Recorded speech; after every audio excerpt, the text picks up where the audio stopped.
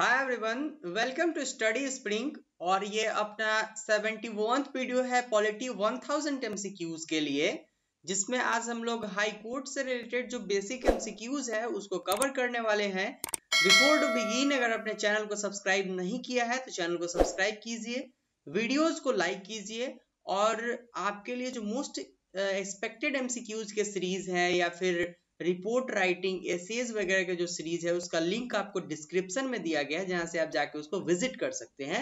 चलते हैं अपने एमसीक्यूज की तरफ। पहला क्वेश्चन है आपका कि उच्च न्यायालय के न्यायाधीशों की नियुक्ति के लिए राष्ट्रपति निम्न में से किससे परामर्श करता है। तो यहाँ पे आज हमको बता दें हम आपको कि आज जो हम लोग यहाँ पे डिस्कस करेंगे वो हाई कोर्ट से रिलेटेड जो इंपॉर्टेंट फैक्ट्स हैं, जहां से डायरेक्ट क्वेश्चन आते हैं एग्जाम में, तो सारे को आज हम लोग कवर करने वाले हैं। तो आज हम लोग देखेंगे कि जो डायरेक्ट एग्जाम में क्वेश्चन आते हैं वो किस टाइप से आ रहे हैं हाई कोर्ट से, तो उसी को आज कवर कर रहे हैं। तो पहला क्वेश्चन आपसे ये पूछा जा रहा है कि उच्च न्यायालय के न्यायाधीशों की नियुक्ति के लिए राष्ट्रपति निम्न में से किससे परामर्श करता है। तो ये तो क्लियर बात है कि इनकी नियुक्ति जो होगी वो राष्ट्रपति के थ्रू होगी, लेकिन राष्ट्रपति इनको हटाएंगे नहीं, इनके ऊपर इम्पीचमेंट लगेगी। अब यहाँ प्लस पॉइंट क्या आता है कि राष्ट्रपति खुद से तो किसी भी उच्च न्यायालय के न्यायाधीश को जो है वो उच्च न्यायालय के न्यायाधीश की नियुक्ति कैसे भी तो नहीं कर सकते हैं ना, किसी भी अपर न्यायालय से उठा के उसको तो उच्च न्यायालय के न्यायाधीश नहीं बना सकते हैं। तो इसके लिए क्या होगा कि उनको कुछ टर्म एंड कंडीशन दिया गया होगा कि आप ऐसे से कुछ काम करेंगे तभी आप उच्च न्यायालय के न्यायाधीश नियुक्त कर सकते हैं, किसी को डायरेक्ट तो कोई हो नहीं सकता है। तो इसके लिए क्या होगा कि सर्वोच्च न्यायालय के मुख्य न्यायाधीश से पहले उनको परामर्श करना होगा, हमारे राष्ट्रपति को। देन संबंधित राज्य के जो उच्च न्यायालय है उसके मुख्य न्यायाधीश से उनको परामर्श लेना होगा, फिर संबंधित राज्य के राज्यपाल से उनको परामर्श लेना होगा। देन आफ्टर वो उच्च न्यायालय के न्यायाधीश को नियुक्त कर सकते हैं। तो ये तीनों जो ऑप्शन है वो क्वालिफाई करता है कि किससे परामर्श करेंगे वो, ठीक है। राष्ट्रपति किससे परामर्श करेंगे, तो सर्वोच्च न्यायालय के मुख्य न्यायाधीश से करेंगे। संबंधित राज्य के जो उच्च न्यायालय होंगे, जैसे बिहार के लिए करना है, पटना के लिए करना है, तो पटना उच्च न्यायालय के जो मुख्य न्यायाधीश होंगे, ठीक है, उनसे जाकर के अभी वो उनसे जो है वो परामर्श लेंगे। देन आफ्टर अभी बिहार के जो राज्यपाल है उनसे परामर्श करेंगे, तब जाके एक जो पटना हाई कोर्ट में है वो एक न्यायाधीश की नियुक्ति होगी। ये प्रोसेस होता है। इसका राइट आंसर ग हो जाएगा। नेक्स्ट देखते हैं हम लोग, क्या राष्ट्रपति सर्वोच्च न्यायालय के मुख्य न्यायाधीश से परामर्श कर किसी न्यायाधीश को एक उच्च न्यायालय से दूसरे न्यायालय में हस्तांतरित कर सकता है। बहुत इंपॉर्टेंट क्वेश्चन है, मेंशन नहीं है। और ऐसा हुआ था कि पहले ये चीज नहीं होता था, लेकिन अब क्या हुआ है कि राष्ट्रपति जो है वो सर्वोच्च न्यायालय के मुख्य न्यायाधीश से और संबंधित राज्य के राज्यपाल से जो है वो परामर्श करके एक न्यायालय से दूसरे न्यायालय में जो है वो न्यायाधीश की को ट्रांसफर कर सकते हैं। ये उनके पास पावर है, ठीक है। तो इसका राइट आंसर आपका जो है वो ए हो जाएगा। नेक्स्ट क्वेश्चन देखते हैं हम लोग, साबित कदाचार या असमर्थता के आधार पर उच्च न्यायालय के न्यायाधीश को पद से कौन हटा सकता है। बहुत इंपॉर्टेंट, आपने आर्टिकल 61 पढ़ा था, ठीक है। आर्टिकल 61 आपने पढ़ा था, उसमें आपने इम्पीचमेंट देखा था राष्ट्रपति के ऊपर, ठीक है। और आप आर्टिकल 124 का जो 4 देखा था, उसमें आपने देखा था कि जो सर्वोच्च न्यायालय के मुख्य न्यायाधीश है उनके ऊपर इम्पीचमेंट कैसे लगाया जाता है। सेम प्रोसेस जो होगा वो यहाँ पे होगा कि इम्पीचमेंट इनके ऊपर भी लगाया जाएगा, लेकिन कब लगाया जाएगा, जब कदाचार होगा, उन्होंने कुछ ऐसा काम किया होगा जो कॉन्स्टिट्यूशनल के तुरंत अपोज में होगा वो, तब उनके ऊपर इम्पीचमेंट लगाया जाएगा। लेकिन वो इम्पीचमेंट लगेगा कैसे, तो वहां का प्रोसेस तो हम लोगों ने देखा था कि बोथ हाउसेस से उसको पास होना चाहिए, ठीक है, दोनोों हाउस से उसको पास होना चाहिए, upper house and lower house 2/3 majority से। देन आफ्टर हम समझेंगे कि वो इम्पीचमेंट पूरा हो चुका है। और सर्वोच्च न्यायालय के जो मुख्य न्यायाधीश है उनके लिए जो इम्पीचमेंट का प्रोसेस किया होगा वो बहुत डिफिकल्ट है, बहुत ज्यादा डिफिकल्ट है। अभी तक कोई प्रोसेस पूरा नहीं हुआ इम्पीचमेंट के लिए, और आज तक उससे पहले ही एक न्यायाधीश जो है वो क्या किए थे कि वो अपना त्यागपत्र दे दिए थे इम्पीचमेंट पूरा होने से पहले ही। तो आज तक पूरा नहीं हुआ, प्रोसेस बहुत लंबा है उसका। तो यहाँ पे आपको बोला गया कि आखिर वो प्रोसेस पूरा कैसे होगा। तो जैसे ही संसद द्वारा समावेदन दिया जाएगा, ठीक है, कि भाई इनके ऊपर जो इम्पीचमेंट लगाया गया वो बिल्कुल सही है, तब राष्ट्रपति ऐसी घोषणा करेगा कि भाई आपने जो है वो आपने कदाचार किया है, इसके लिए आपको आपके ऊपर इम्पीचमेंट पूरा होता है, आपको हटाया जाता है पद से। ठीक है, इसका राइट आंसर ग हो जाएगा। नेक्स्ट देखते हैं हम लोग, क्या उच्च न्यायालय को प्रारंभिक और अपीलीय क्षेत्राधिकार प्राप्त है?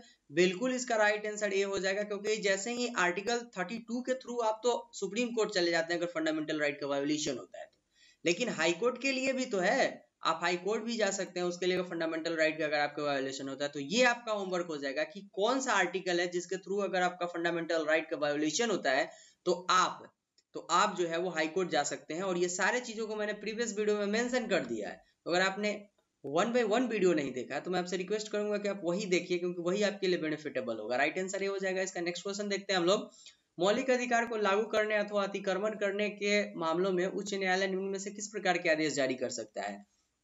आपको बहुत डीपली बताया गया कि परमादेश रीट क्या होता है, प्रतिषेध रीट क्या होता है, बंदी प्रत्यक्षीकरण क्या होता है, अधिकार परीक्षा क्या होता है, उत्प्रेषण क्या होता है। ठीक है, तो ये तीनों, ये जो भी आपको पांचों है, ये सारे को डिटेल में बताया गया है, लेकिन आप प्रीवियस वीडियो को लाइन बाय लाइन देखें तभी आपको हेल्प होगा ना ये चीज के लिए, क्योंकि यहाँ पे तो अब आपको बहुत एक्स्ट्रा चीज दिए जा रहे हैं, अब टॉप डिफिकल्ट लेवल के एमसीक्यूज आपको दिए जा रहे हैं, तो आप कैसे इसको सॉल्व कीजिएगा? जब आप 1 by 1 वीडियो को देखिएगा तो मैं रिक्वेस्ट करूंगा कि आप 1 by 1 वीडियो को देखिए, और बहुत लंबा वीडियो नहीं होता, केवल 9-10 मिनट का वीडियो है, आप उसको क्लियर कर लिया कीजिए, आप चाय पीते हुए वीडियो को देख सकते हैं।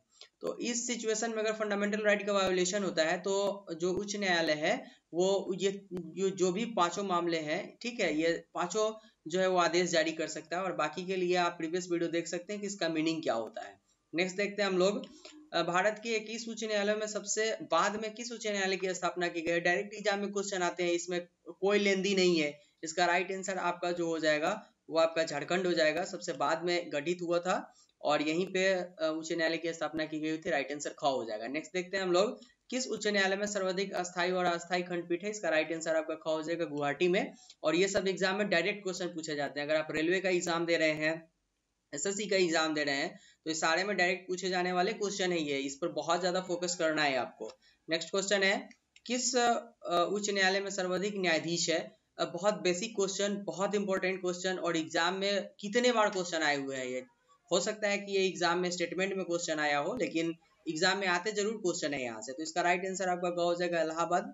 आपके लिए होमवर्क में होगा कि इलाहाबाद हाई कोर्ट में कितने जज हैं, आप उसका जो नंबर है वो कमेंट बॉक्स में कमेंट कर सकते हैं। नेक्स्ट देखते हैं हम लोग, उच्च न्यायालय में न्यायाधीश के पद पर नियुक्त होने वाली पहली महिला कौन थी? बहुत इंपॉर्टेंट क्वेश्चन, अन्ना चांडी थी ये। और जो एग्जाम में क्वेश्चन पूछे जाते हैं वो दो तरीके से पूछे जाते हैं, तो एट प्रेजेंट में कौन है मुख्य न्यायाधीश, या फिर पहले कौन थी। ठीक है, और बीच के लिए बहुत ज्यादा नहीं पूछे, बीच में एक्सेप्शन पूछे जाते हैं, जैसे एम.एच. हिदायतुल्ला जो कार्यकारी न्यायाधीश, कार्यकारी राष्ट्रपति के रूप में नियुक्त हुए थे, वो सर्वोच्च न्यायालय के मुख्य न्यायाधीश थे उस वक्त के लिए। तो न उस वक्त राष्ट्रपति थे न उपराष्ट्रपति थे, तो इसलिए वो सर्वोच्च न्यायालय के मुख्य न्यायाधीश थे, इसलिए उनको राष्ट्रपति, कार्यवाहक राष्ट्रपति के रूप में नियुक्त किया गया था। तो एक्सेप्शन है, वहां से क्वेश्चन जरूर आ सकते हैं। लेकिन जो पहली महिला न्यायाधीश थी वो उच्च न्यायालय की अन्ना चांडी थी। ठीक है, तो ये सब बेसिक चीजें याद करना है हम लोगों को। नेक्स्ट क्वेश्चन, किस संघ शासित क्षेत्र में का अपना उच्च न्यायालय है? बहुत ट्रिकी क्वेश्चन है, इसको ये माइंड चेंज करने वाला ये गेम होता है यहाँ पे। ठीक है, यहाँ पे परेशान नहीं होना है, क्योंकि संघ शासित क्षेत्र के लिए केवल दिल्ली है जिसके पास अपना उच्च न्यायालय है। इसमें बहुत ज्यादा लफड़ा नहीं है, बहुत ज्यादा लोचा नहीं है। डायरेक्ट एग्जाम में क्वेश्चन इसको याद करके और आंसर दे सकते हैं, ये सब एग्जाम में पूछे जाने वाले डायरेक्ट क्वेश्चन है। तो फ्रेंड्स, ये था आज के वीडियो के लिए। हम लोग 71 वीडियो को कवर कर चुके हैं। यहाँ पे आपका वही 850 तक क्वेश्चन कवर हो चुका होगा, क्योंकि स्टार्टिंग के जो आपके स्लाइड थे उसमें 25-30 ऐसे एमसीक्यूज कवर करवाए गए हुए थे, तो यहाँ पे 85 तक जाते जाते आपका 1000 एमसीक्यूज कवर हो जाएगा। ये था आज के वीडियो के लिए, लेकिन प्रीवियस वीडियो को आप जरूर देखें। मैं रिक्वेस्ट करूंगा आपसे कि आप जरूर उस वीडियो को देखें, क्योंकि अगर आपको एग्जाम क्रैक करना है तो आपके लिए मोस्ट एक्सपेक्टेड एमसीक्यूज का सीरीज, या फिर आपके लिए जो भी ये 1000 एमसीक्यूज का सीरीज है, अभी हम लोग सारे सीरीज लाने वाले हैं। आपका ज्योग्राफी का आएगा, हिस्ट्री का आएगा, मॉडर्न हिस्ट्री के लिए आएगा, सारे लाने वाले हैं हम लोग। तो इस चैनल के साथ आप बने रहिए, और प्लीज इस चैनल को आप हेल्प कीजिए, आपके सपोर्ट की जरूरत है, क्योंकि इसके लिए आपको कोई पैसे की जरूरत नहीं होती है, लेकिन अगर आप सपोर्ट करते हैं तो एक आदमी का डेवलपमेंट जरूर होता है इससे। ठीक है, और वो डेवलपमेंट इसलिए होता है क्योंकि आपके सपोर्ट से पता चलता है कि आपको ये वीडियो पसंद आ रहे हैं नहीं, आपके एग्जाम आप इससे कितना हेल्प ले पा रहे हैं। तो आप बिल्कुल चैनल को सब्सक्राइब कीजिए, अपने फ्रेंड्स के साथ इसको जितना हो सके शेयर कीजिए। मिलते हैं नेक्स्ट वीडियो में। Thank you and good bye.